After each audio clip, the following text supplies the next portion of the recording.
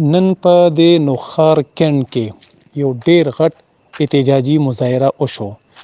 نوشہرہ شوبرا چوک دواړه روډونه بلاک شوي.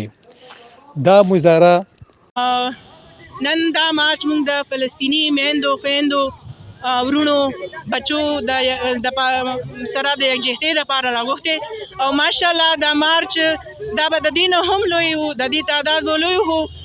په یو ورکوټي شانې کال باندې د ټولو خویندو شرکت وکړو. جماعت اسلامی حلقہ خواتین ضلع نوشہرہ نازمه دا احتجاج کړی دی. نازمه دا ویلی دی چې کم اسرائیل فلسطین سره کم زیاتیات کوي دي لګیا دي اور التا کم زمون مسلمان رونه خويندې واړه بچي شهید کیږي لګیا دي. دا ظلم مونږ نشي برداشت کولی. نازمه پاکستان حکومت ته دام یو گزارش کړی دی چې فلسطین کې چې کم زیاتې کیږي لګیا دي، فلسطین چې کم خلک دي دای سره بھرپور تعاون دی دای سره وشي.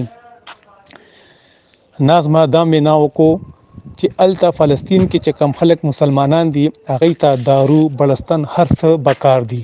که جهاد خبره راغو نو ټولو نه مخکې به زیم او زما خواتین ما پسې به ولاړی.